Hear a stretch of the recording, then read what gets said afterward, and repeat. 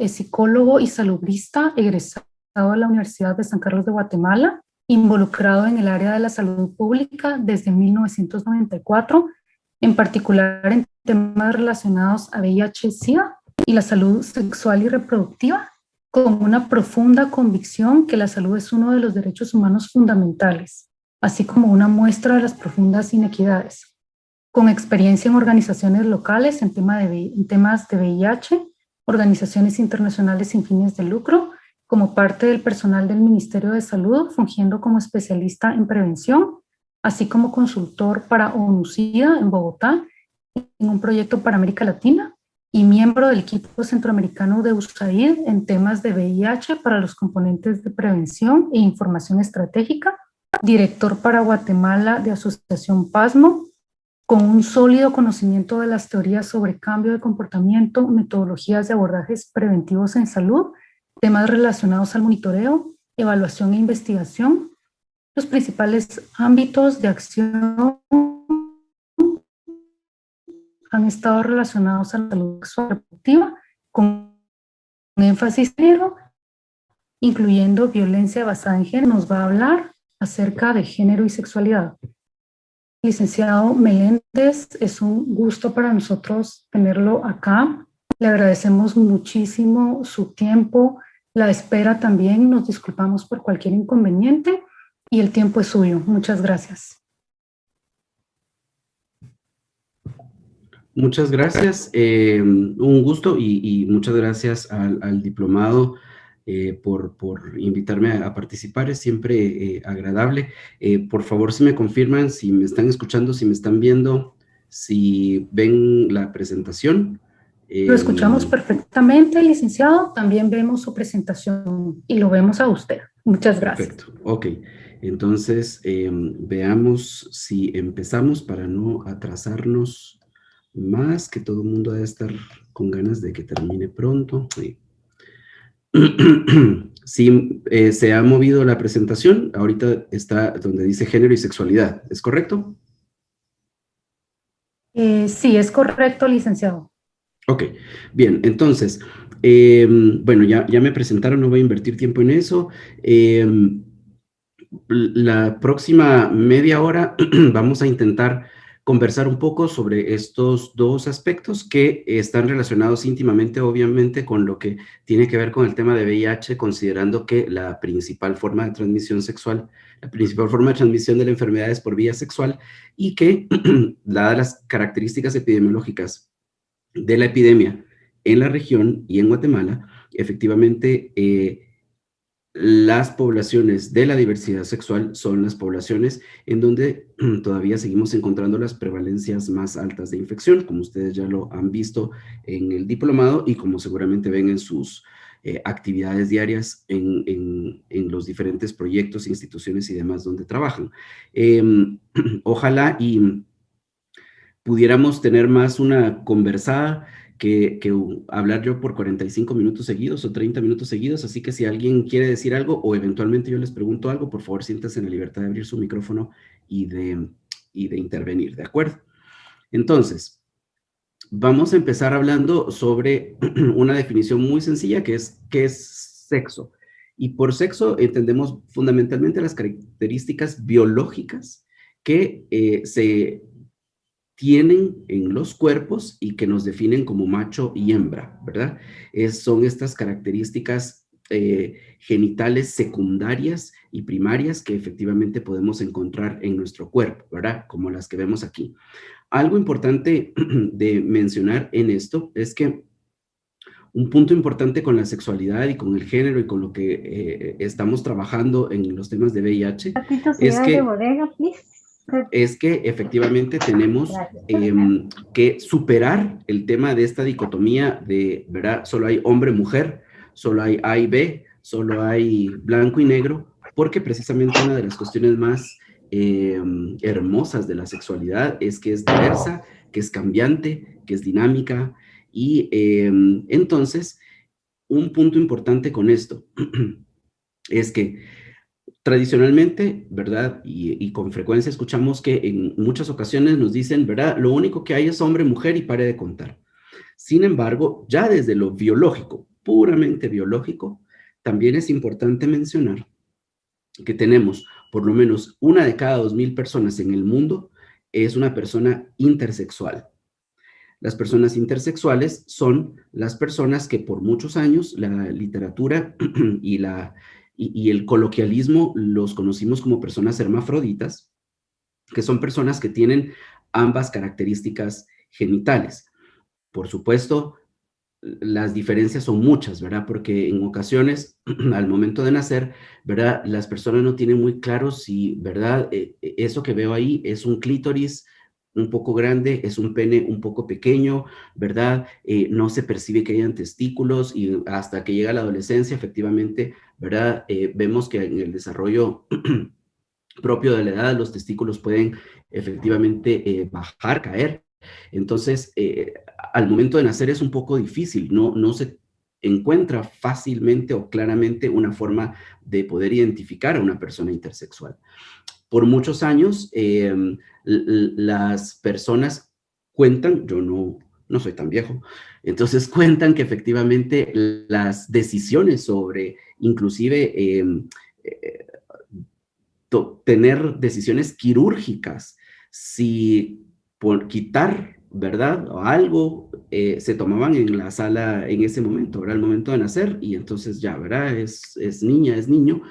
Y lo que sí es cierto es que sabemos que ahora generalmente hay mucho más respeto por la persona que ha nacido y por los padres de la persona que ha nacido, y entonces hay un proceso de decir, esta persona es intersexual, no tenemos la plena certeza de saber si efectivamente el desarrollo que va a tener en la adolescencia va a hacer que tenga características secundarias más femeninas o más masculinas. Por supuesto, es un reto en nuestros países, eh, por todas las condiciones sociales que hay, desde los nombres, ¿verdad? Porque, ¿verdad? Si a esta persona que nació le llamo Pedro y resulta que sus características, ¿verdad? Van a desarrollarse en lo femenino, el cambio de nombre y lo demás es un poco complicado. Entonces es un tema que no es tan sencillo, digamos, de abordar y de acompañar, pero que requeriría efectivamente de entender esta dinámica y de cómo se puede solucionar. Entonces vemos que desde el tema puramente biológico y sexual, ¿verdad? Ya hay una diferencia entre lo que las personas eh, tradicionalmente han pensado que es hombre y mujer. También tenemos personas intersexuales. Luego tenemos los aspectos de género. Por mucho tiempo, yo estoy seguro que casi todas las personas que están conectadas en este momento han tenido uno o más talleres que tienen que ver con género. Hemos aprendido un poco lo que se ve aquí en pantalla, ¿verdad? Que el género es una construcción social, nos han dicho, ¿verdad? Y que entonces, al momento de nacer, las expectativas que se tienen derivadas del sexo de la persona constituyen lo que es el género.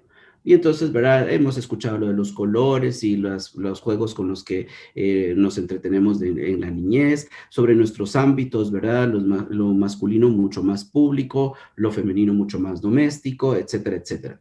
Y entonces hemos en muchas ocasiones mantenido la creencia o la teoría, porque no es una creencia, Simón de Babur, que fue una de las primeras científicas, ¿verdad? Trabajando en el tema de género, una de las primeras mujeres que escribió al respecto, desarrolló, ¿verdad? Toda su teoría sobre esta premisa, que nacemos con un sexo y la sociedad construye nuestro género, ¿verdad? Aquí es importante mencionar un aspecto fundamental que tiene que ver con lo que hacemos en VIH. Y es que entonces en esta construcción de la identidad, que es lo que hemos escuchado y hemos aprendido, efectivamente entonces hay algunas personas de nosotros que nacemos con determinadas características fisiológicas, biológicas, con determinados órganos genitales y que nuestra identidad de género se compate, hace match, ¿verdad? Está en sincronía, en sintonía con nuestro cuerpo. Cuando existe la sintonía entre mis órganos genitales, mi sexo, con mi identidad de género, con las funciones, los comportamientos, las formas de pensar, de sentir, de ver el mundo, etcétera, de los hombres, en ese momento, cuando hay ese match, esa sincronía, entonces eso me define a mí como una persona cisgénero, ¿verdad? Nuevamente, es la compatibilidad entre mi sexo, mi biología con mi identidad. Sin embargo, en el caso de las personas que tienen un sexo al nacer, pero que su construcción de género, la forma en que piensan, en que sienten, en que se relacionan en el mundo, corresponde a el sexo opuesto, estas son personas transgénero, ¿sí? Que son personas que en el mundo de VIH, las mujeres transgénero, ¿verdad? Entonces son las que sabemos que tienen las prevalencias más altas de VIH en la región.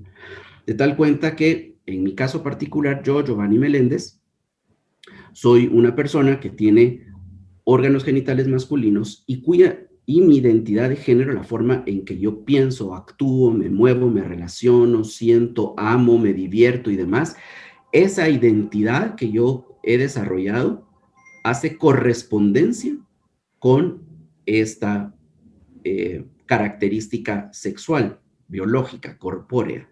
Y entonces yo soy una persona cisgénero, ¿sí? Así que vemos hombres cisgéneros y mujeres cisgéneros. Y hay hombres transgénero y mujeres transgénero. Un hombre transgénero sería la persona que al momento de nacer ha tenido características biológicas, sexuales, de hembra, ¿verdad? Una vulva, senos, etcétera. Órganos internos también femeninos, ¿verdad? Un útero, etcétera, etcétera, exacto. Y, ¿verdad? Tiene en la parte de su identidad una construcción social masculina, ¿sí? Ese es un hombre transgénero. Y viceversa con el caso de las mujeres transgénero, que usualmente pueden ser un poco más visibles que los hombres transgénero. Para el tema de VIH, como repito, las mujeres transgénero son quienes más alta prevalencia tienen de VIH. Pero eso no quiere decir que los hombres transgénero no sean también susceptibles a adquirir una infección por VIH. Sobre todo porque en el caso de los hombres transgénero, al momento de tener relaciones sexuales, muy probablemente, ¿verdad? Dadas sus características anatómicas, las relaciones sexuales que tengan sean de carácter penetrativo pasivo, es decir, a un hombre transgénero generalmente lo que va a suceder es que al momento de tener una relación sexual será la persona penetrada en la relación, vaginal o analmente, y por esa razón entonces sus probabilidades de adquirir la infección pueden ser más altas, ¿verdad?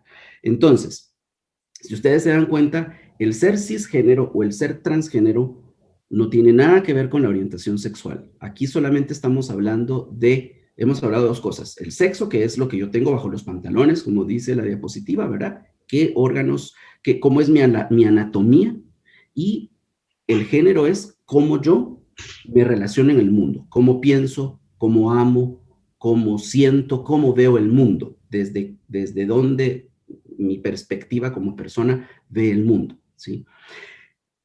En años más recientes, ya no tan recientes, a partir de más o menos 1980, esta filósofa Judith Butler, norteamericana, todavía da un paso más allá y ella todavía reta a lo que habían escrito los primeros pensadores al respecto de género, y ella dice que aún el sexo es una construcción social y que el solo hecho de que cuando alguien nazca, digamos, es, ¿verdad?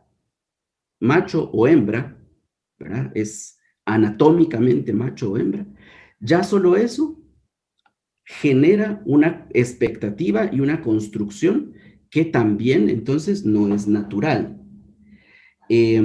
Para ahorrar tiempo no voy a meterme en todo lo que la diapositiva dice, ¿verdad? Pero justamente lo que Judith Butler, que es un punto importante a mencionar porque lo hemos escuchado seguramente mucho más ahora en las noticias, lo que Judith Butler aporta a todo el tema de género es lo que hay muchos chistes y muchos comentarios al respecto de que cada vez en el tema de diversidad sexual pareciera ser que, ¿verdad? Se le agregan letras y entonces es el abecedario, ¿verdad? LGBTIQ, no sé qué, no sé qué, no sé cuánto. Y justamente es a partir de Judith Butler que se agrega la Q a las siglas, LGBTIQ. Ah, bueno, la I que mencioné de intersexuales es justamente en esas siglas LGBTI, esa I es de intersexuales. Y la Q es el agregado de Judith Butler, que es queer, es el término que ella acuñó en inglés para referirse a esta postura donde dice, a ver, ¿por qué las personas tenemos que ser A o B?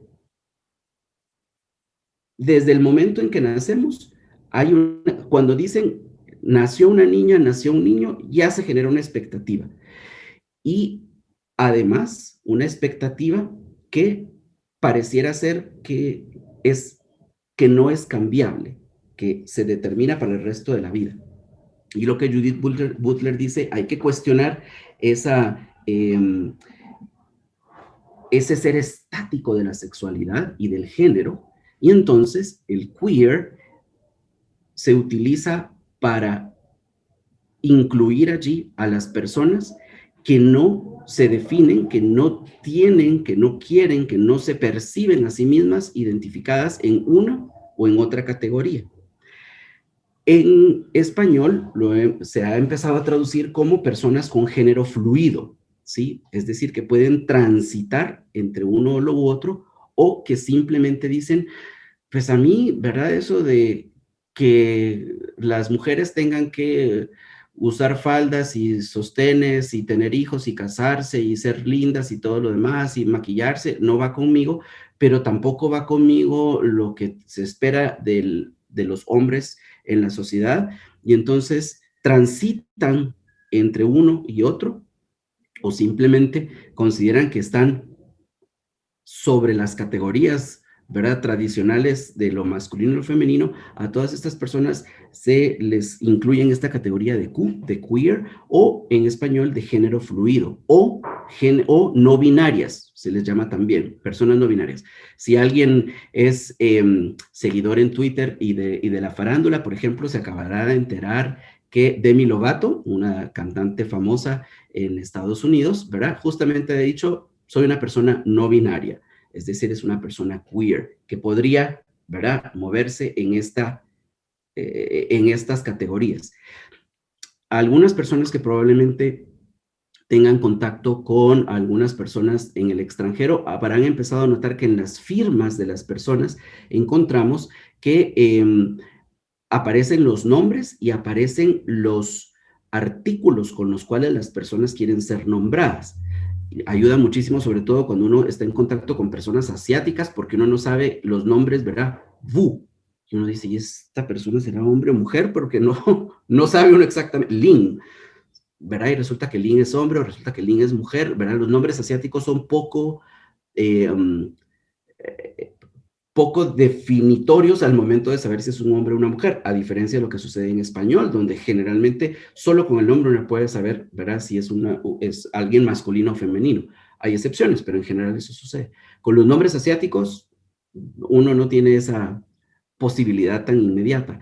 Y entonces, en las firmas de estas personas han empezado a aparecer cada vez con más frecuencia que dicen, ¿verdad?, él o him o his, ¿verdad? Para saber que entonces nos tenemos que referir a esta persona como un hombre. Y las personas no binarias o las personas de género fluido o las personas queer, lo que aparece en su firma, ¿verdad? Es que entonces ponen them. Para los que hablan inglés, entonces se refiere a que nos deberíamos de hablar hacia ellos en esa pluralidad del género como ellos y ellas, ¿verdad? Este aporte del queer es lo que ha hecho que también en español empecemos a escuchar que se está acuñando con más frecuencia el uso de la E para aquellas personas no binarias que no quieren definirse como ellas o ellos, ¿verdad? Y entonces han empezado a utilizar la E. Entonces, todo esto, gracias a la señora Judith Butler, ¿verdad? Quien dice, aún el sexo debería de ser cuestionado, ¿sí? Porque desde ese momento en que definimos, ¿verdad? Es una niña, es un niño, ¿verdad? Ya hay una expectativa puesta en esta persona que lo marca la sociedad, cuando las personas deberíamos de tener la libertad en el transcurso de nuestra vida de poder ir explorando y de poder ir definiendo qué queremos hacer. Entonces, esto es importante porque yo estoy seguro que en muchas ocasiones ustedes lo han empezado a escuchar con más frecuencia, ¿verdad? Y han empezado a escuchar esto, ¿verdad? Primero del qué era la Q en estas siglas, LGBTIQ, esto de personas no binarias o de género fluido, ¿a qué se refiere? Es a esto. ¿Dudas hasta dónde vamos? Por si hubiera alguien. No, no estoy viendo el chat ustedes, así que si alguien escribió algo en el chat, me dice porque no lo estoy viendo. Sí, hay unas preguntas en el chat, Giovanni, buenos días. ¿Cómo está, Pero no doctor? sé si quiera, bien, gracias. No sé si quiera contestarlas al final o durante el transcurso de la plática. Sí, si quiere de una vez, le entramos. Bueno, la primera es de María de los Ángeles, que le da un cordial saludo también. ¿Cuál es la diferencia entre bisexual y queer? Bisexual sería la preferencia para tener contacto sexual con ambos sexos y queer es la propia concepción de no ser binario. Esa es la pregunta que nos hace María de los Ángeles por medio del chat. Súper, gracias, Marielos. Queer, y ahorita todavía no estamos hablando de orientaciones sexuales, fíjense, ¿verdad? El que yo sea, que tenga anatómicamente, ¿verdad? Órganos genitales de A o B, no define de quién me voy a enamorar, ni con quién voy a tener sexo. Inclusive podría no tener sexo nunca. Mi género, mi construcción de género, mi identidad de género, tampoco define de quién me enamoro o con quién voy a tener prácticas sexuales, de qué tipo, ¿verdad? Yo puedo ser una mujer cisgénero y todavía no sé qué orientación sexual pueda tener. Entonces, la bisexualidad es efectivamente una orientación sexual, que es lo que vamos a ver a continuación, y el ser queer es precisamente eso, ¿verdad? Yo como persona no siento que encajo en una definición de lo masculino y de lo femenino, ¿verdad? Siento que esas dos categorías me encasillan, me encierran y no quiero, ¿verdad? Prefiero transitar entre esto, ¿verdad? Y digamos, hay manifestaciones, si queremos, como muy simplistas, pero que apuntan un poco a este tema de esta exploración que cada vez más vemos que hay personas que lo están haciendo. Y encontramos, ¿verdad?, comportamientos o prácticas que han sido tradicionalmente asignadas a un solo género que ahora los están empezando a hacer el otro, ¿verdad? Y entonces estamos empezando a ver, por ejemplo, cada vez más mujeres en nuestros países que, por ejemplo, no están afeitándose axilas, por ejemplo, o que, ¿verdad?, no se depilan el vello púbico ni demás, porque, ¿verdad?, es como, esto lo hacen para que el otro me vea bonita, pues, saluditos, ¿verdad? Entonces, o hombres que se están pintando las uñas o que se están maquillando, que tradicionalmente había sido un rol netamente asignado a las mujeres. Entonces, esa exploración, ¿verdad?, es muy probable que sea efectivamente de las personas queer. Y vamos a encontrar, que es lo que viene a continuación, que hay personas cisgénero, transgénero o queer que podrían ser heterosexuales, homosexuales o bisexuales, ¿verdad? Hasta ahorita solo hemos visto dos categorías, sexo y identidad de género. Hasta ahora vamos a ver la parte de la orientación sexual. ¿Hay alguna otra pregunta? Disculpe, doctor. Sí, esta va relacionada mucho con la de Jessica Díaz. Dice que si queer es que puede ser él o ella, aunque se vista de cierta forma. Exacto, ¿verdad? Y las personas queer además tratan de ser como bastante evidentes o remarcar precisamente esa binariedad, ¿verdad? Perfectamente podemos encontrar a alguien vestido con una falda, ¿verdad? Pero con botas vaqueras y maquillado, pero con bigote, ¿verdad? Y entonces es una combinación que uno dice que estoy viendo, ¿verdad? ¿Cómo defino a esta persona, ¿verdad? Porque tiene todas las mezclas de cosas que pueden ser asignadas específicamente a una sola persona, pero que dice, ¿por qué no? ¿Verdad? Los queer son esos retadores. ¿Por qué no? ¿Por qué si yo uso bigote, no puedo usar falda? Pues, han visto también, ha circulado mucho en redes sociales, que no sé yo él cómo se define. Hay un empresario alemán que creo que es desarrollador de software, un señor así jovencito como yo, cincuentón, pelón también, y que efectivamente empezó a usar faldas y tacones altos, ¿verdad? Y él llega a trabajar con faldas, con tacones altos y con sacos y corbatas, ¿verdad? Ese tipo de comportamientos, yo no sé si ese señor se define como queer o no, pero ese tipo de retos, ¿verdad? Es lo que nos dicen las personas queer, ¿verdad? Porque yo no puedo combinar estas cosas, ¿verdad? Entonces me puedo encontrar una persona con bigote, con falda y tacones, ¿verdad? Y que dice, pues, esto es lo que soy hombre o mujer, ¿a quién le importa? ¿Sí? Yo soy como me gusta ser. Y ese es un queer, ¿verdad? Puede transitar entre él y ella. Y de hecho lo que nos dicen en inglés es un poco más fácil porque, ¿verdad? El them no tiene como en español ellos o ellas, ¿verdad? Por eso en español han empezado a usar, insisto, esta E, ¿verdad? Del ellas, para decir, bueno, no se encasilla en esta dicotomía, ¿verdad? Bueno, muchas gracias. Si quiere, continuamos, licenciado. Después vamos a responder las preguntas de Héctor Valenzuela, que nos tenía ahí 2 preguntas, y de Miriam González más adelante. Perfecto, muy bien. Gracias. Entonces llevamos 2 categorías, sexo e identidad de género. Una tercera categoría es la orientación sexual. Entonces, la orientación sexual es importante, ¿en qué sentido? Tradicionalmente se ha dicho que la orientación sexual es la persona, si yo siento atracción o si tengo la preferencia de tener sexo con personas de mi mismo sexo o del sexo opuesto o de ambos. Y esa definición es parcialmente correcta, pero es reduccionista. La orientación sexual no se define por con quién a mí me gusta tener relaciones sexuales. La orientación sexual se define por con quién yo puedo sentir atracción emocional, afectiva y sexual. ¿Sí? Entonces, si yo logro sentir maripositas en el estómago, si yo conozco a alguien y ese alguien empieza a ocupar espacio en mi mente, en mi corazón y en mi cuerpo, es que entonces yo puedo generar este lazo emocional, afectivo con estas personas, y eso define mi orientación sexual. No es solamente con quién puedo tener sexo o con quién me gusta tener sexo, es con quién logro tener este lazo que va más allá del simplemente tener sexo, ¿sí? Y no, ojo que no estoy diciendo que no es que se pueda tener sexo solamente cuando uno está enamorado, no, todo lo contrario, ¿verdad?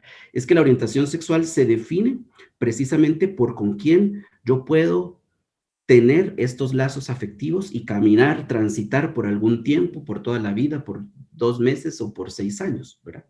Es con quién logro establecer este match emocional, afectivo y sexual. Si es con personas de un género diferente al mío, eso me hace una persona heterosexual. Y fíjense bien que estoy diciendo de un género, no de un sexo, de un género distinto al mío. Eso me hace una persona heterosexual.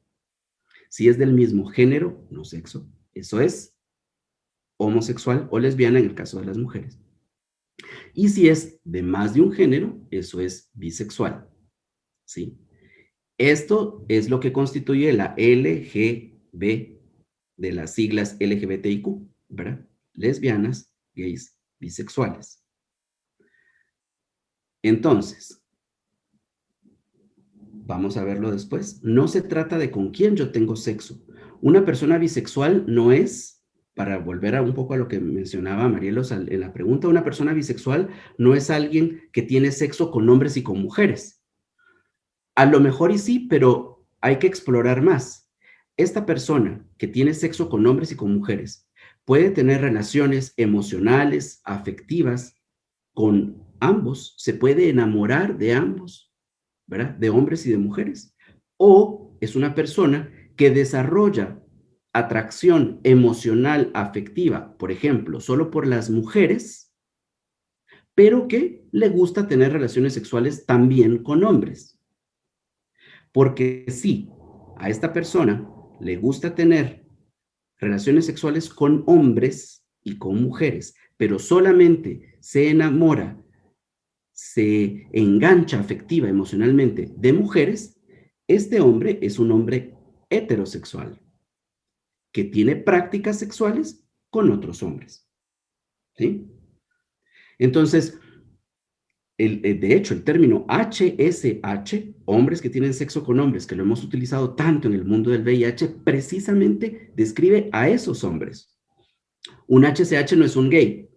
Un HSH, podemos saber gays que somos HSH, es decir, ¿verdad? Hombres que nos enamoramos de otros hombres y que tenemos sexo, pues, con hombres, ¿verdad?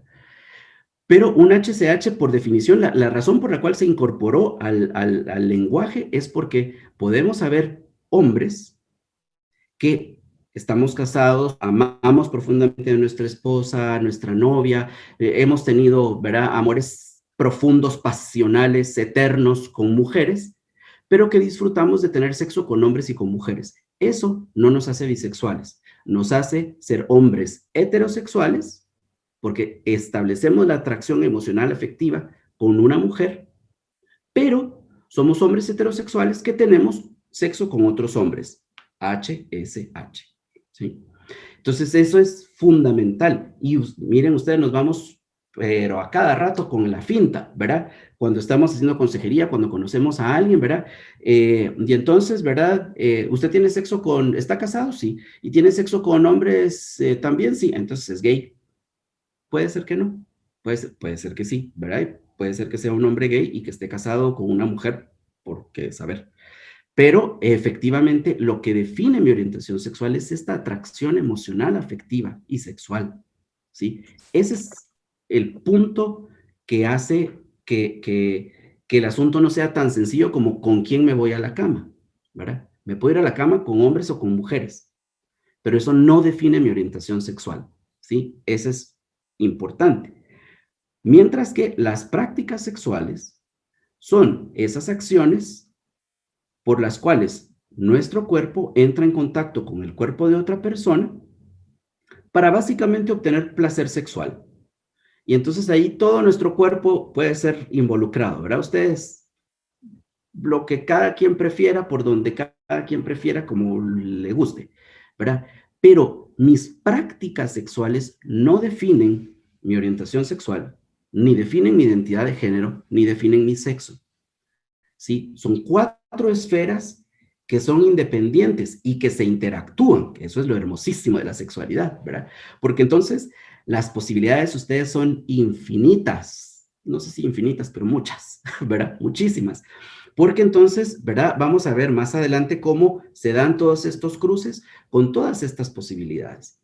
Entonces, no necesariamente el hecho de que yo tenga sexo solo, puedo encontrar inclusive personas que estén teniendo sexo solo con hombres, hombres, por ejemplo, que tengan sexo solo con hombres y que no necesariamente puedan establecer esta relación afectiva y sexual, ¿verdad? Y eso los hace hombres que tienen sexo con hombres, pero muy probablemente, ¿verdad? Ellos se van a enamorar y a encontrar este lazo emocional con mujeres más adelante.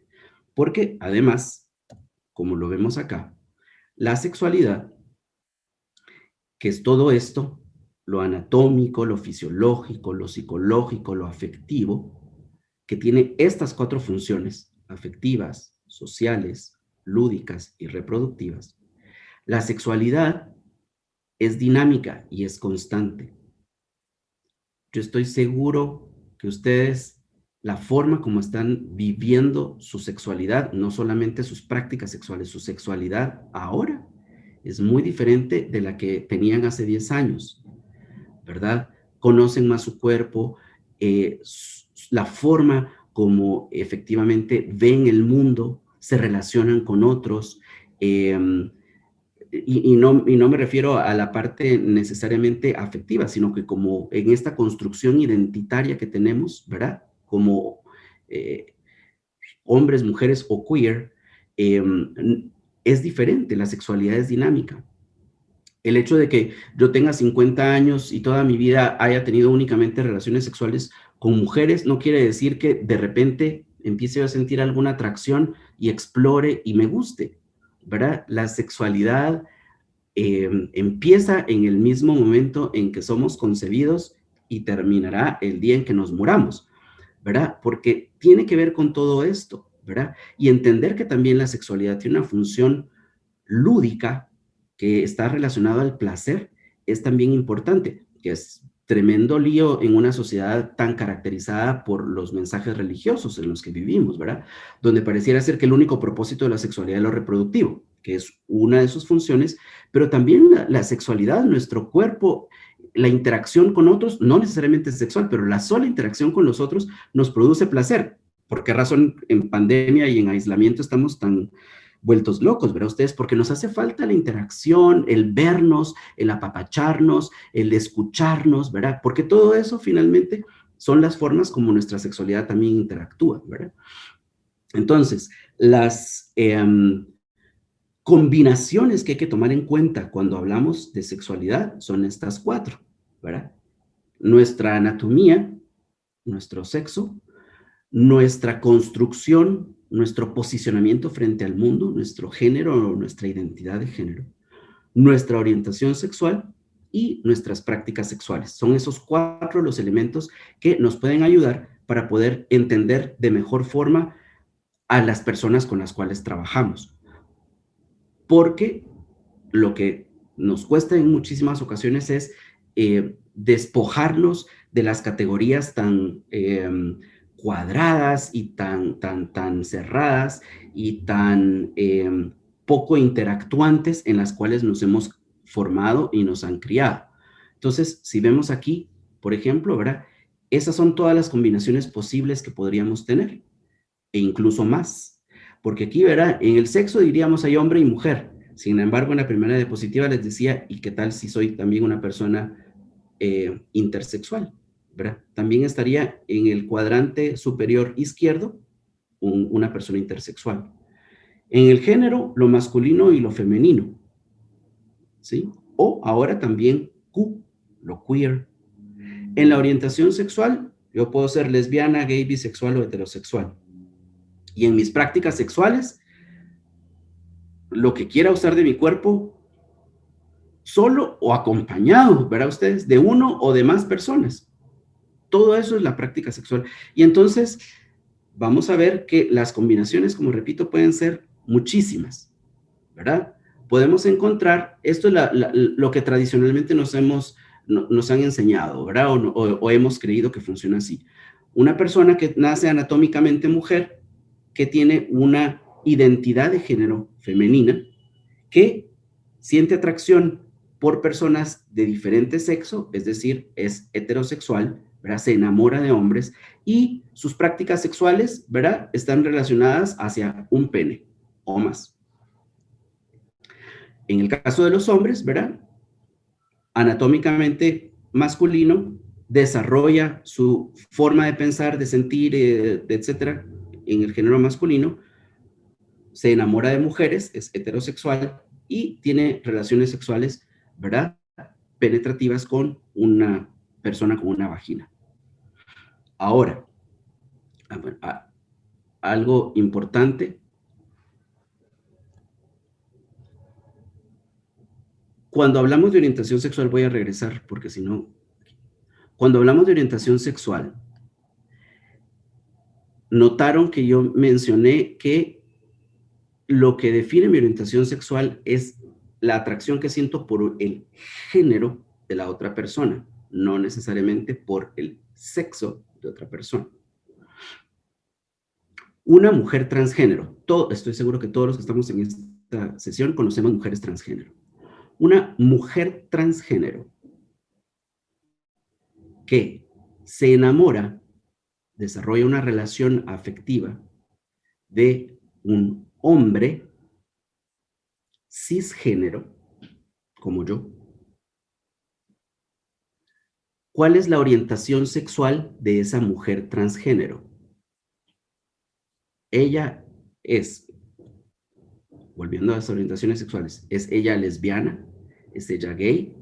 ¿Es ella bisexual o es ella heterosexual? Pregunta de examen. No, no es cierto, no viene en el examen, pero a ver, ¿qué sería esta persona? Una mujer transgénero que se enamora de un hombre cisgénero. Heterosexual. Heterosexual, correcto, ¿verdad? Y esta persona transgénero, esta mujer transgénero, tiene un pene, ¿sí? Y tiene relaciones sexuales con un hombre cisgénero que también tendrá un pene. Pero la atracción que hay de ella hacia un hombre cisgénero, ¿verdad? Es a partir del género. Es una mujer con su construcción identitaria de mujer que se enamora, que tiene esta relación afectiva con un hombre que es cisgénero. Entonces, ella es una mujer transgénero heterosexual. Y su pareja, el hombre cisgénero que se enamora de esta mujer transgénero, ¿qué es? ¿Qué orientación sexual tiene él? También heterosexual. También heterosexual. Y la gente dice, pero si está teniendo sexo con un hombre. No, está teniendo sexo con una mujer. Lo que pasa es que esa mujer tiene pene y testículos. Detallito. Pero es una mujer. Piensa como mujer, siente como mujer, vive la vida como mujer, asume una identidad femenina. ¿Sí? Entonces, este hombre cisgénero es un hombre heterosexual, cuya pareja es una mujer transgénero. Que si sus prácticas sexuales, ella también lo penetra a él, mire, pues, bueno, qué bien, ¿verdad? Que disfruten su sexualidad a plenitud y que exploren todo lo que quieran explorar. Que él, hombre cisgénero, sea penetrado por una mujer transgénero, ¿convierte a este hombre cisgénero en homosexual o en bisexual? No. Y ahorita los hámster de todos así, a ver, otra vez, repito. La mujer transgénero penetra a su pareja, que es un hombre cisgénero. Y este hombre cisgénero sigue siendo un hombre heterosexual. Porque su relación afectiva es hacia una mujer. Que su práctica sexual, que él sea penetrado analmente por su pareja, que es una mujer transgénero con un pene, eso no lo convierte a él en un hombre bisexual u homosexual. Porque él establece relaciones afectivas con mujeres. ¿Sí? Más o menos. Y vemos en todas estas diversas combinaciones todo el espectro que podemos encontrar, ¿verdad? Mujeres que tienen identidad femenina, que son heterosexuales, pero que también pueden tener eventualmente encuentros sexuales con otras mujeres, y eso no las vuelve lesbianas, ¿verdad? Las vuelve mujeres que se enamoran de otras mujeres, que logran encontrar, perdón, de hombres que se encuentran afectiva y emocionalmente con hombres, pero que porque exploran, porque les gusta, porque les parece interesante, porque es alegre, porque es divertido, porque es menos complicado, pueden tener sexo con otras mujeres también. Y eso no las convierte en lesbianas, ¿sí?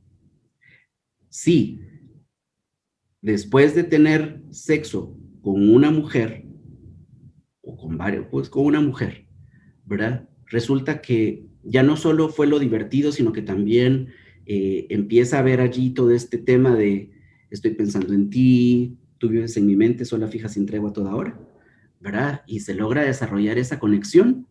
Bueno, entonces a lo mejor, y efectivamente ella se dio cuenta de que podría enamorarse también de esta mujer, pero sigue teniendo las cosquillitas en el corazón, ¿verdad? Por su pareja masculina. Entonces, a lo mejor, ¿verdad? Y descubre que efectivamente es una mujer bisexual, ¿sí? Entonces, nuevamente, lo dinámico de la sexualidad nos permite ir descubriendo estas posibilidades a lo largo del camino. No es que estemos pegados, ¿verdad? Encarrilados en una sola manifestación y que no podamos explorar en el transcurso de la vida, ¿verdad? Yo por ahí me quedaría porque hay muchos ejemplos, ¿verdad? De todas las combinaciones posibles que podemos encontrar, ¿verdad? Pero que solo son como, diríamos en música, variaciones sobre el mismo tema, ¿verdad? Es decir, todas las personas, todas las posibilidades que hay, ¿verdad? De combinación, pero que si lo vemos, hay cualquier posibilidad de combinación. Lo importante es que ninguna de estas categorías define a la otra. Mi anatomía no define mi construcción de género. Estas dos no definen de quién me enamoro, cuál es mi orientación sexual, y mis prácticas sexuales no están definidas por con quién me enamoro, ¿verdad? Y mis prácticas sexuales no van a definir mi orientación sexual, ¿sí? Ok, dudas, porque ahí prácticamente concluimos, ¿verdad? Para no hacerles tantos líos en la cabeza. Yo tengo una duda. Sí, por favor, Lucía. Por ejemplo, digamos que conociendo esta categorización, puede ser, digamos, ¿cómo lo explico? Puede ser como un poco confuso, digamos, por ejemplo, todos los datos epidemiológicos que nosotros alguna vez hemos conocido. Por ejemplo, hay más riesgo, por ejemplo, en población homosexual, pero entendiéndolo así como usted nos lo dice, entonces ahí surge mi pregunta. ¿Hay alguna cuestión oficial o estandarizada de utilizar estos términos? Por ejemplo, ya cuando uno piensa en investigación y estudios, digamos, a posteriores, o ya se está utilizando, es mi pregunta, ¿verdad? Porque entonces ahí tendríamos que redefinir, por ejemplo, los resultados, por ejemplo, en cuestiones epidemiológicas. Excelente. Y la respuesta es no.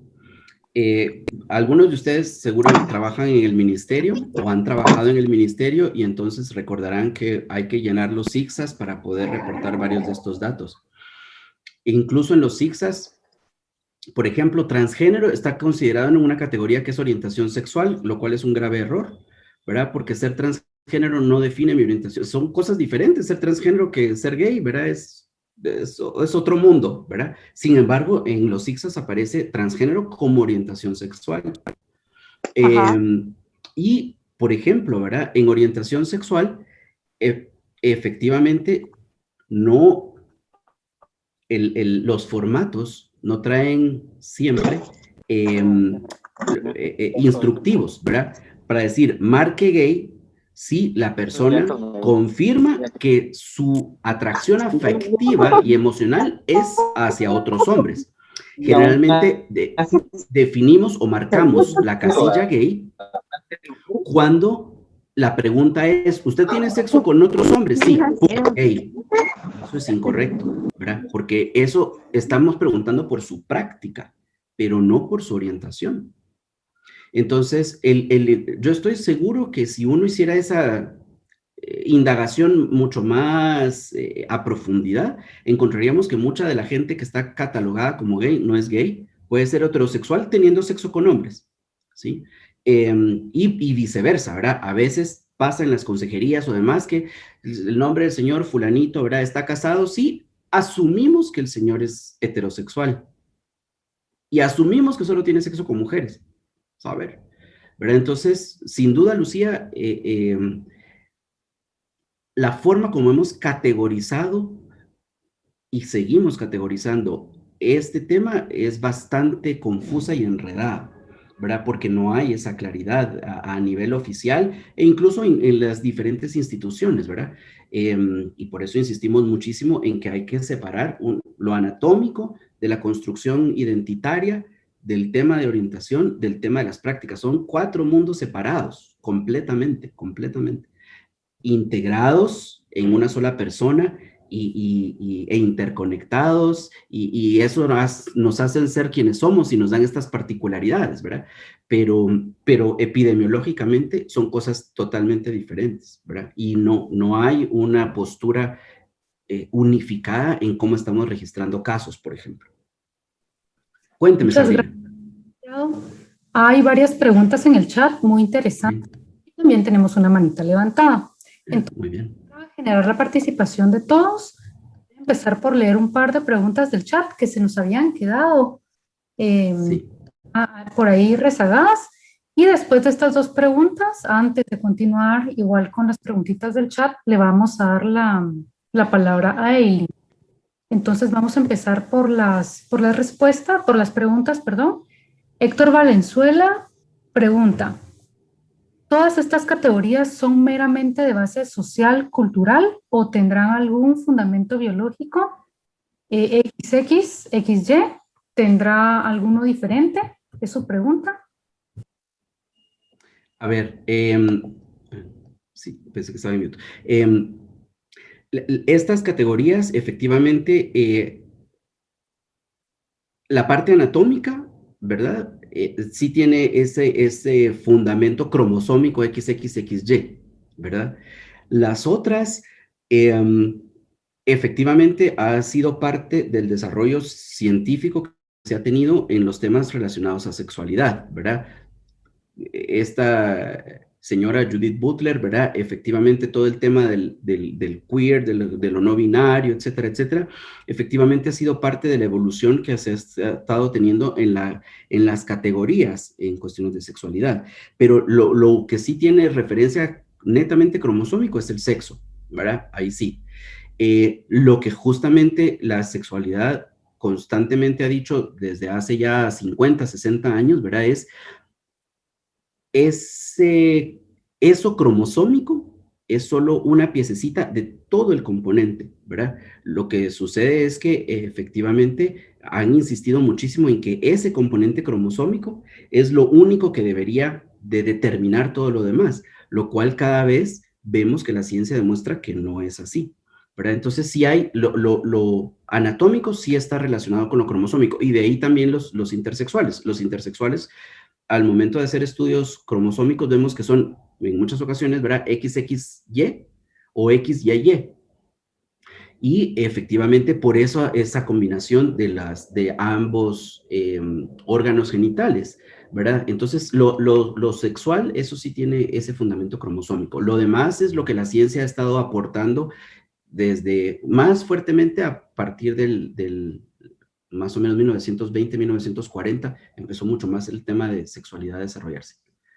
A ver, ahora ya que no estoy compartiendo la... Muchas gracias, licenciado. Aquí me saltó varias preguntitas en el chat, porque justo estamos viendo una pregunta relacionada con la que usted acaba de responder, y así tal vez cerramos esa parte. Lucía Mendoza pregunta, ¿cree que estas categorías surgen como un proceso evolutivo o siempre han existido y por cuestiones morales se han ocultado? ¿Hay evidencia de cambios genéticos si es un proceso evolutivo, como preguntaron previamente? Yo comparto mucho ese criterio. Vemos en muchas culturas en el mundo que efectivamente el asunto no es para nada dicotómico, ¿verdad? Ese es nuestro rollo, que nos creímos que efectivamente nos han hecho creer que el asunto es así de blanco y negro. Pero en muchas culturas alrededor del mundo esas dicotomías no son ciertas, ¿verdad? Inclusive sin ir muy lejos, ¿verdad? Aquí mismo en Oaxaca, al nortecito de nuestro país, ¿verdad? Efectivamente toda la cultura Muxe, ¿verdad? No solamente acepta, sino que celebra como un privilegio social el que una persona de la familia sea una mujer trans, ¿verdad? Tienen este nombre Muxes, y las Muxes son, ¿verdad?, figuras en la comunidad respetadas, apreciadas, valoradas, ¿verdad? Y se considera es un honor en la familia tener una persona Muxe, ¿verdad? Pero es parte de esa cultura. En otras culturas asiáticas, en otras culturas africanas, vemos efectivamente, ¿verdad? Esos cruces, ¿verdad? De lo que para nosotros es como tan cuadrado.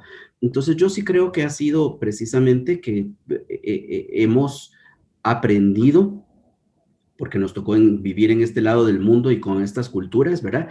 Hemos aprendido de esto, pero basta con que uno empiece a husmear afuera y se da cuenta de esa diversidad. En muchas de las mitologías y en muchas de las creencias religiosas de otras religiones encontramos que hay deidades que efectivamente son intersexuales o tienen esta binariedad también, ¿verdad? Que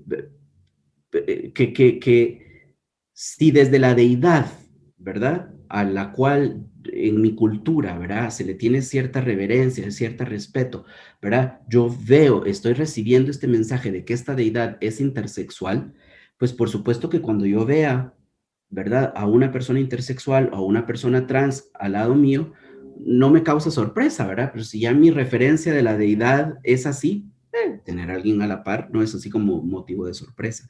Entonces sí, yo creo que sin duda tiene que ver con eso, ¿verdad? Con lo cultural. Y hay muchas pruebas en las culturas del mundo que efectivamente el asunto es mucho más diverso de lo que nuestra cultura nos ha hecho creer.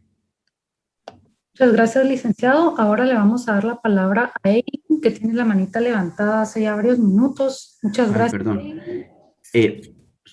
Cuénteme. Buenos días, una consulta. Fíjese que, pues, dentro de lo que uno tiene de ignorancia, ¿verdad? A mí me habían dicho que una persona, pues, travesti era, por ejemplo, una persona que, como aprendimos ahorita, es una persona que se espera que tenga cierto género y cierto sexo, pero se vista de una manera que no se espera, ¿verdad? Ya sea que se pinte las uñas y se espere que sea un hombre y así, ¿verdad?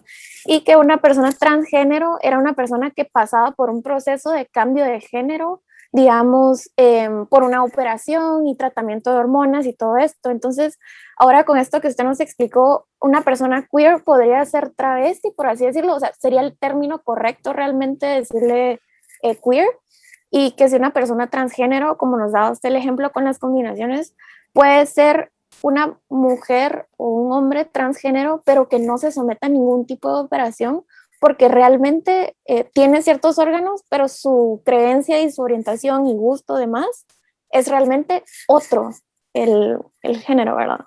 Gracias.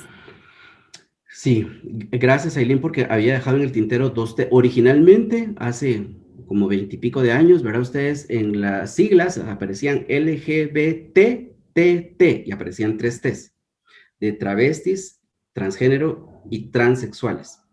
Ahora únicamente nos hemos quedado con una T, que ahí incluyen todas estas 3 T's. Travesti. El travestismo, si usted ve, no hay dentro de las 4 grandes categorías un lugar donde diga travesti. ¿Por qué? Porque el ser travesti no está ni relacionado con el sexo, ni con la identidad de género, ni con mi orientación sexual, ni con mis prácticas sexuales. El ser travesti se considera simplemente una práctica que puede suceder de 2 formas. Una persona puede ser travesti con fines netamente, digamos, artísticos, ¿verdad? En muchas ocasiones las personas pueden vestirse del sexo o del género, perdón, del género opuesto, solamente para hacer un show, para hacer un performance o algo por el estilo. Y hay quienes son travestis porque les gusta, porque les atrae, o incluso porque les produce placer. Pero yo puedo ser yo, Giovanni, soy un hombre, anatómicamente hombre, con una construcción identitaria masculina. Pero yo puedo colocarme indumentaria femenina solamente por el gusto de serlo. Ni siquiera es porque tenga yo una identidad, una construcción identitaria femenina, ¿sí? Si eso me convierte en queer, es probable que muchos de estos travestis o de estas personas travestis, ¿verdad? Que utilizan indumentaria femenina, ¿verdad? Porque les parece atractiva, porque qué chilera esta falda, ¿por qué no me lo voy a poner? O porque qué chilera esta corbata, ¿por qué no me lo voy a poner? O qué bonito este sombrero, me lo voy a poner, o qué bonito dejarme crecer el bigote, ¿verdad? Efectivamente, puede ser que estemos encontrando muchos de estos travestis ahora en esta definición de lo queer, ¿verdad? Pero entonces las personas travestis simplemente no tienen nada que ver ni con su sexo anatómico, ni con su anatomía, ni con su construcción identitaria. Simplemente un gusto, una preferencia por utilizar indumentaria del género opuesto. Una persona transexual sí es alguien que ha recurrido a las cirugías para poder hacer que su cuerpo esté en consonancia con su mente, ¿verdad? Yo siento, pienso, vivo, me relaciono, me enamoro como mujer.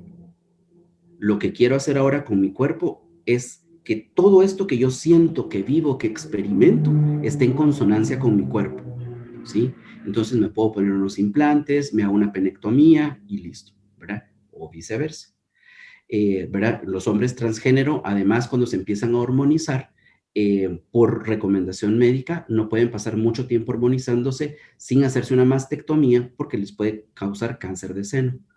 Y a veces también histerectomías. Entonces, en muchas ocasiones, los hombres transgénero, ¿verdad? Efectivamente, se empiezan a hormonizar y en aras de tener esta consonancia, ¿verdad? Ellos sienten, viven, piensan en la sociedad, se relacionan en la sociedad como hombres y ahora lo que hacen es que su cuerpo tenga consonancia, entonces se realiza una mastectomía, se pueden realizar una histerectomía y de esa forma hay consonancia. Entonces, una persona transexual es quien recurre a la cirugía para poder hacer esta consonancia. Y puede ser que encontremos con por lo que yo creo que el término travesti sigue siendo travesti es porque efectivamente la idea es que yo me pongo indumentaria del género opuesto, mientras que con los queer lo que hacen es cuestionar precisamente eso como tan masculino y tan femenino, ¿verdad? En los queers esta ropa que uno no sabe qué onda, ¿verdad? Es pantalón, o es falda, es blusa o es camisa, ¿verdad? Esa onda mucho más unisex pareciera ser más el asunto de los queer, pero puede ser que encontremos algunos, entre los queers, algunos que sean travestis. Estaba preguntando a alguien ahí sobre los asexuales. Efectivamente, los asexuales que están definidos como personas que no tienen prácticas sexuales con otros. Y entonces, si ven, yo puedo ser una persona asexual, anatómicamente una mujer, puedo tener identidad de género de una mujer, yo me puedo enamorar de hombres, ¿verdad? Puedo ser una persona, ¿verdad? Heterosexual, sin embargo, no tengo sexo con nadie. Eso se convierte en asexual, ¿sí? Pero es eso, es solo mi práctica sexual.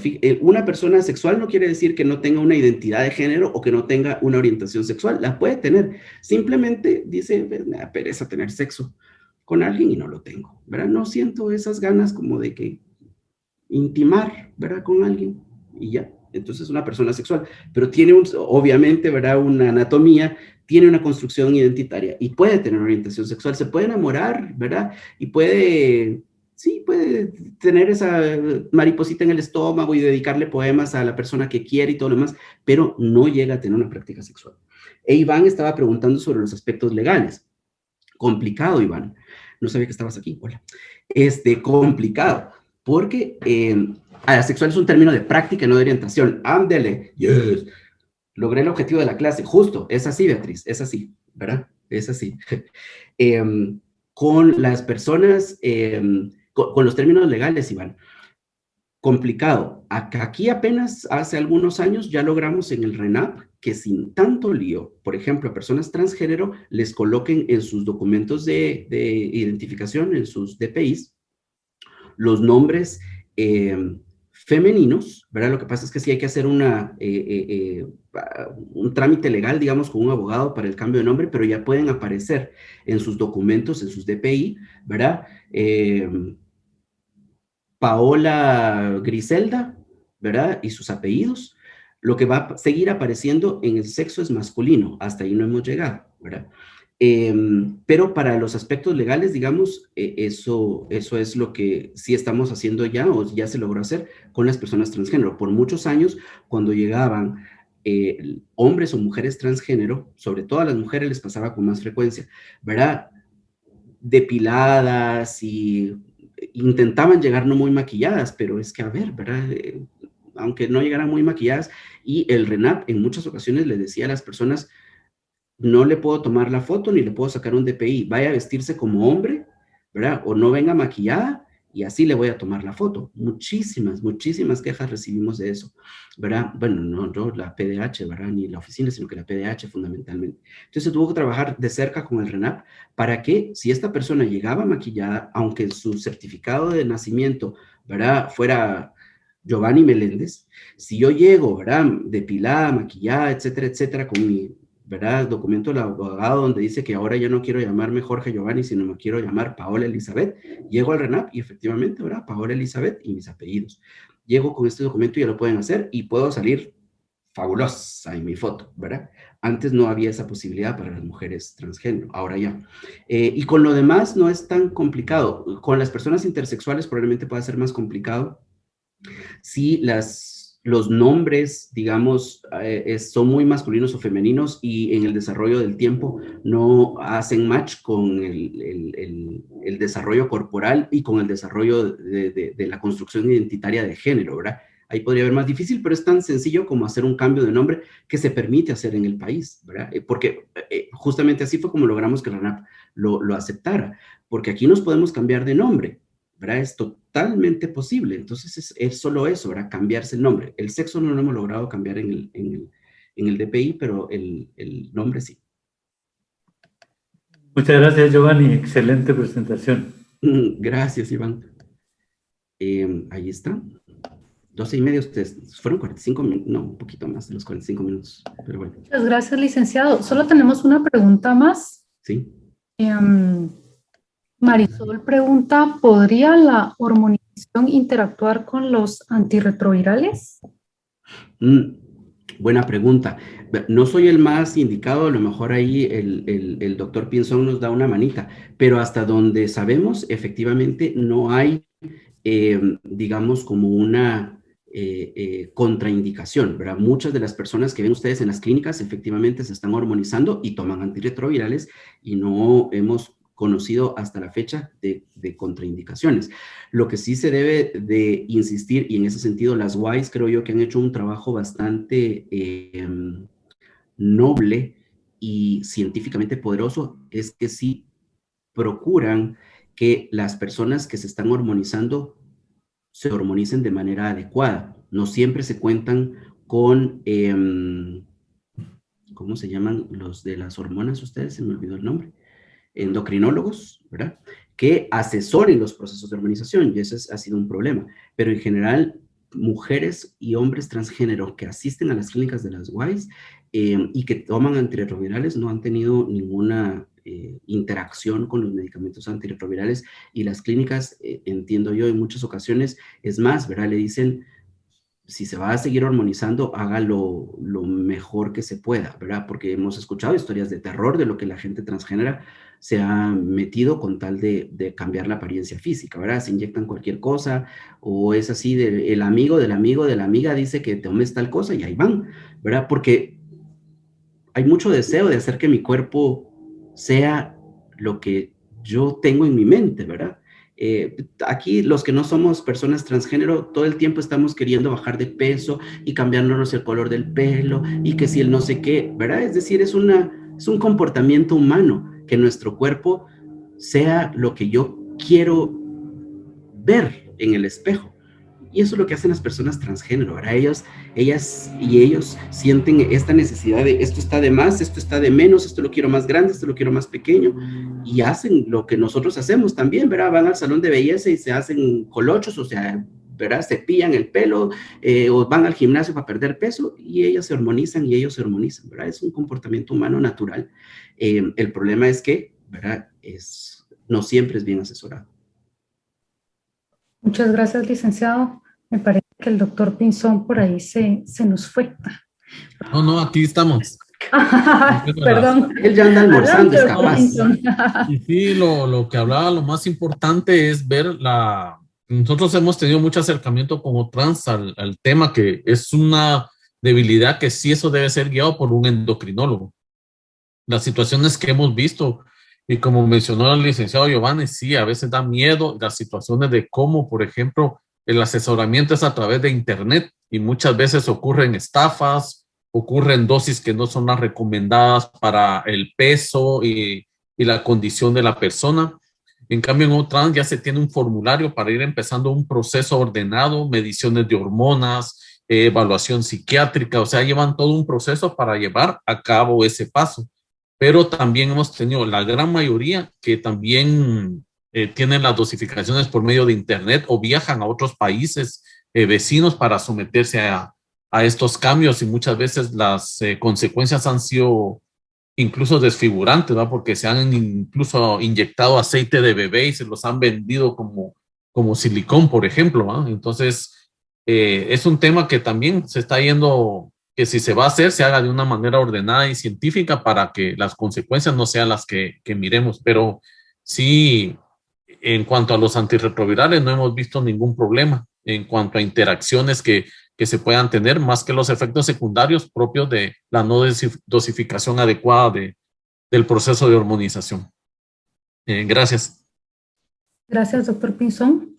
Ya no hay más preguntas en el chat, entonces yo, licenciado Giovanni, solo quisiera hacerle una pregunta, y es ¿cómo ve usted el panorama en el futuro, en el contexto de Guatemala? Porque hay mucho por hacer aún, ¿no? No se comprende muy bien el tema, está la parte legal también. Hemos escuchado algunas historias, algunas experiencias más bien, de algunas personas que nos han contado que ellos se identifican como mujeres, pero han tenido algún problema legal y luego los llevan a la cárcel con los hombres, ¿no? Entonces ahí sufren de acoso. O sea, es un tema bastante delicado y mucho más profundo. Entonces yo quisiera saber qué es lo que usted piensa acerca del panorama en el futuro, cómo lo ve, las cosas que hay por hacer aún. Muchas gracias. Gracias, sí, creo que lo que hay que hacer es esto que estamos haciendo, ¿verdad? Conversando, atrevernos a conversarlo y atrevernos a salir de las cajitas pequeñitas y poquitas que nos han puesto, ¿verdad? Y atrevernos a considerar todas estas posibilidades que existen, atrevernos a no asumir, ¿verdad? A ser respetuosos con esas alternativas y a no querer entender. Tenemos una afición, pero tan humana, ¿verdad? De querer meter en cajitas todo, ¿verdad? Entonces, si está casado es heterosexual. Entonces, si le gustan los hombres es que es homosexual. Es que sí, ¿verdad? Atrevernos a desetiquetar en la medida de lo posible, porque la forma en que la sexualidad la vivimos, cada persona es tan diferente, ustedes, tan diferente, ¿verdad? Aún en las prácticas, ¿verdad? Hay quienes nos encanta que nos agarren el A, y hay quienes no quieren que nos agarremos el B, y hay quienes les gusta que les toquen el C, y hay quienes prefieren mejor que les toquen el D, ¿verdad? Y eso, ¿verdad? No nos hace raros, nos hace únicos. Y aprender a valorar esa diversidad y esa unicidad de todos, ¿verdad? Creo yo que es un ejercicio complejo. En la medida en que tengamos estos espacios, en la medida en que hagamos estos espacios en nuestros lugares de trabajo, en nuestras familias, con nuestros amigos, en esa medida creo yo que la perspectiva puede mejorar. Yo creo que en muchas ocasiones las legislaciones, las normativas, los protocolos van a cambiar en la medida en que el cambio se origine desde la sociedad. Hemos tratado por años hacerlo al revés y el asunto no da mucho resultado, ¿verdad? Porque finalmente, ¿verdad? Aunque esté fundamentado en ciencia y fundamentado en investigación, si yo intento en este momento volver a presentar en el Congreso una iniciativa de ley por la identidad de género donde este tema del rap a las mujeres transgénero les aparezca F, yo estoy seguro que no va a pasar, no va a pasar, porque quienes están en el Congreso no han tenido esta conversación, y no me refiero a que me lleven a mí al Congreso para que les dé la charla, porque pasa por mucho más que eso, ¿verdad? Porque yo estoy seguro que después de esta charla van a pasar días como, a ver otra vez, ¿cómo era la onda? ¿Verdad? Porque cuesta entrarle al asunto, ¿verdad? Entonces, pero cuando ustedes lleguen al Congreso, o cuando nosotros lleguemos al Congreso, cuando nuestros hijos lleguen al Congreso, después de haber tenido estas conversaciones, después de haber valorado esas diversidades, es que sin necesidad de que haya una ponencia de ley, el Congreso solito va a decir, ustedes hay que cambiarlo, pues, ¿verdad? Uf, por supuesto, cae por su propio peso, ¿verdad? Entonces creo yo que el asunto tiene que ir por allí. ¿Le veo una buena perspectiva? Sí, solo sí. Hacemos el cambio en nuestros entornos inmediatos para empujar desde ahí el cambio social. El otro camino lo hemos intentado en estos últimos 20 años y no ha sido sencillo. Hemos tenido avances, sí, pero no a la velocidad que quisiéramos, a la velocidad que la ciencia nos lo está demandando, a la velocidad que la realidad lo está demandando. No ha sido tan sencillo. Recordar que somos un Estado laico, eso también me parece a mí esencial, ¿verdad? Cada quien es libre de tener las creencias religiosas que considere pertinentes, pero esas creencias religiosas no deberían nunca de permear la ciencia y lo que el Estado hace. Y ese creo yo que también ha sido uno de los grandes temas complicados en nuestro país, ¿verdad? Yo en lo privado puedo tener la religión que quiera y, ¿verdad?, levantar mis manos y ponerme de rodillas frente a la deidad que yo considere pertinente, pero eso, mis creencias particulares religiosas, jamás deberían de interferir en mi accionar, ni como funcionario público, mucho menos, ni como legislador de un país, ni como funcionario del Ejecutivo, ¿verdad? Y sin embargo lo hacen todo el tiempo estamos escuchando, ¿verdad?, que hay una invocación a las divinidades al momento de legislar, de normar, ¿verdad?, que no debería de ser, somos un Estado laico. Entonces, así es como yo veo la perspectiva, ¿verdad? Creo que en la medida en que esta conversación ustedes la puedan tener en sus familias, con sus amigos, ¿verdad? Jugar un poco a todas estas combinaciones, ¿verdad? Y cuántas flechitas y cuántas cosas pueden haber ahí, uno dice, ¿verdad? Es increíble la cantidad de combinaciones. Y cada uno de esos es una persona, ¿verdad? Entonces, es importante. Sin duda, el aspecto cultural pesa muchísimo. Y sobre todo el aspecto cultural mestizo, ¿verdad? El aspecto cultural indígena en nuestros países está súper coloreado por lo religioso que efectivamente fue introducido. Pero como les digo, si uno revisa hacia atrás, encuentra en códices, en pinturas, en expresiones culturales prehispánicas, uno encuentra referencias a temas de sexualidad que son mucho más, ahora diríamos, liberales que las que tenemos actualmente, ¿verdad? Hay referencias, de verdad, en códices y en cuestiones que habla de relaciones anales, que habla de lo que ahora le podríamos llamar orgías, así como, ¿verdad? Y hay manifestaciones ahí de sexo grupal, ¿verdad? Los mayas la pasaban bien, ¿verdad? Pero, ¿verdad? De repente fue como, ay, no, ¿verdad? Solo es hombre-mujer y solo es uno con uno y ya. Y nos hicieron el asunto un poquito más complicado. Pero hay referencias en muchas de las culturas, ¿verdad?, a esa diversidad. Entonces es como intentar volver un poco a ese origen, ¿verdad?, y a esa separación iglesia-estado que en este país se dio hace más de 200 años. En 1871 se dio esa separación, no, más de 100 años, y no la ejercemos siempre, ¿verdad? Así que por ahí veo yo un poco las cosas. Me callo porque llevo mucho tiempo.